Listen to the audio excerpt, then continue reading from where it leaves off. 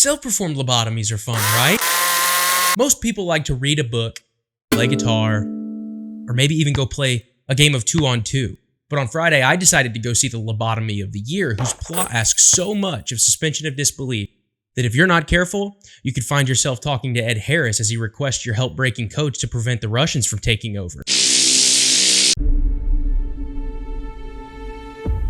Deputy Harris, hope you like flying. Beautiful day for it. I never flew U.S. Marshal before. Why is he all chained up? I have to get him to New York so he can testify against the Moretti crime family. Your neck okay? You got a scratch there. Maintenance. Occupational hazard. Don't touch me. Don't touch me. I'm a real life.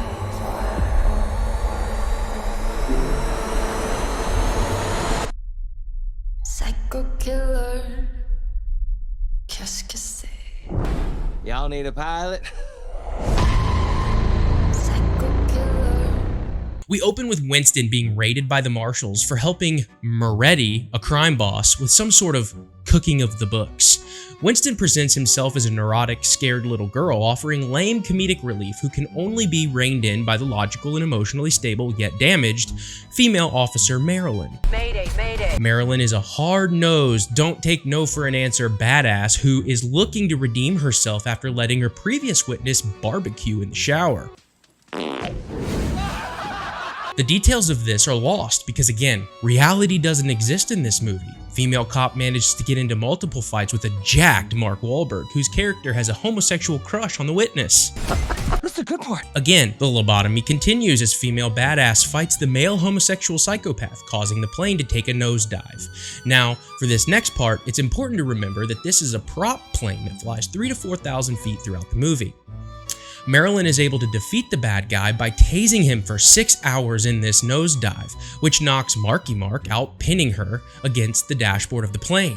She then struggles for 4 more hours during the same nosedive to get him off of her, which she obviously does at the last minute to save the plane from the nosedive. Like really, how long was that runway? So, after freaking out and trying multiple attempts to reach help on comms as they no longer trust the pilot to fly the plane, Marilyn remembers that her cell phone is also a sat phone that magically appears from her coat because plot convenience. But the movie doesn't just stop at rejecting reality based on the characters. No, of course not, it doesn't.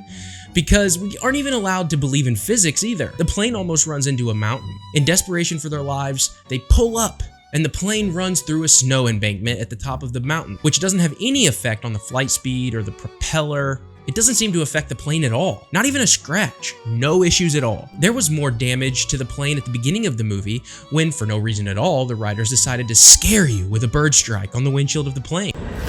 Bird strike! Bird strike!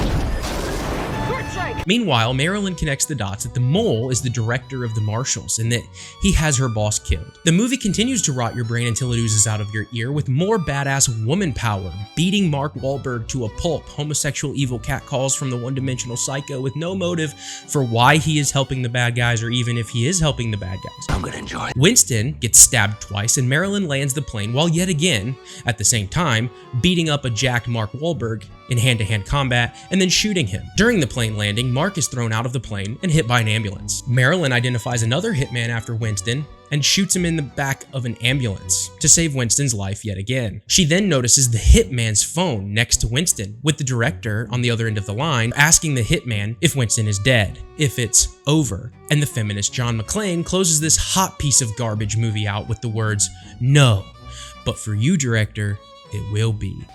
Yippee-ki-yay, mother. Remember, reality doesn't matter. This is just a movie after all, and realism isn't needed because everything is stupid and we hate ourselves.